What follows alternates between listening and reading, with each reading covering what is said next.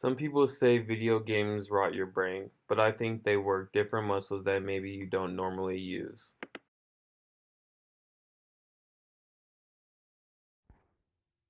Within the last 40 years, humans have been able to create visually stunning models of the world through computer programming, and they have made these accessible in the palm of one's hand or from the comfort of a living room. Video games and computing technology allow people to access worlds outside of the usual laws of our base reality. However, being able to access these things with such ease may have a vast impact on the mind that programmers and computer scientists never bothered to think about.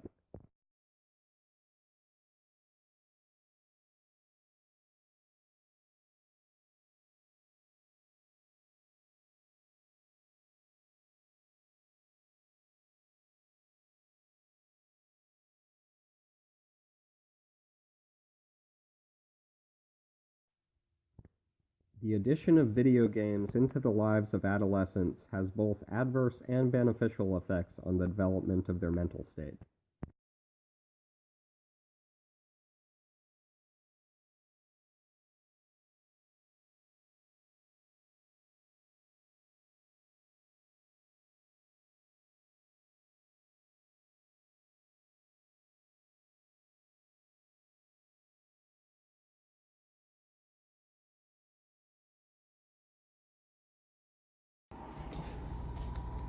Although some believe that there is no psychological or developmental effect of playing video games, there have been many studies to prove that people are becoming addicted a lot with many other problems. For example, in a national sample of youth ages 8 to 18, 8.5% of video game players exhibit pathological patterns of play as defined by exhibiting at least 6 of the 11 symptoms of damage to the family, social, school, or psychological.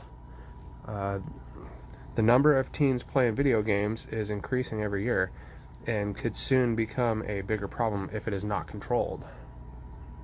Since 1993, video games have been on the rise with 90% of boys and 60% of girls playing video games weekly. As time goes on, people start to question if video games can affect a child's development. Children these days use simulation video games to escape the real world, which can cause problems when having to deal with real world issues. It has been found that kids can be influenced by video games, whether they are violent games, sports games, or learning games. Kids are susceptible to being affected by video games, whether it is negative or positive. In today's society, it is a social norm for kids to play video games without limits, and parents do not know what the effects of the children's development is. Though there are negative sides, there are positive sides to the learning of video games and simulation games. Although most video games can become addicting to the youth of today, many studies in educational setting have been performed to determine whether or not simulation games affect how adolescents learn, develop, and react in controlled environment. Unique features that are available in some of today's simulation games in an educational setting enable adolescents to establish rules that are associated with a particular environment. These environments are without limitations or restrictions. Simulation games most often do not instruct the player how to perform or what to do. They tend to offer more for the player, such as an interface with other users, many tools such as developmental skills, a variety of objects, and various environments in which to build the game from.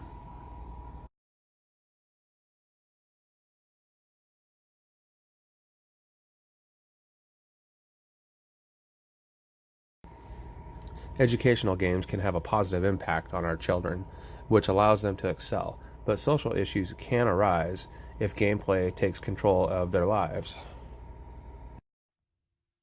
With the increase in gaming systems and the variety of simulation games available for our youth, social well-being can be decreased if adolescents are not aware of the precautions that should be taken in order to ensure a healthy experience.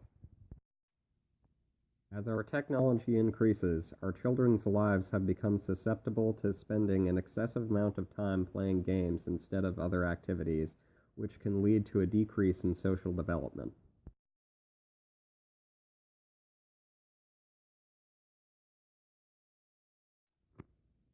The use of advanced and visually stunning technology could have impacts on an adolescent's thought which alter their behavior in a malignant way. Pathological use of video games could become more common with the increased quality of the technology.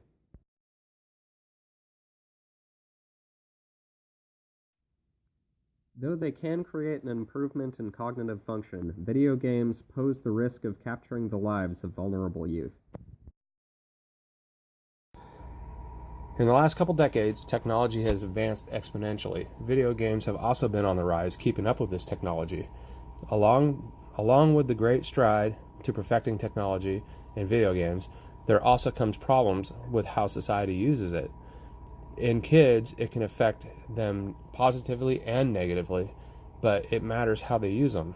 Some kids use simulation games as a means to escape the real world and not to have to deal with the real world problems. As simulation gaming becomes more popular in an educational setting, we learn that there are minimal negative consequences involved when used for the right purposes.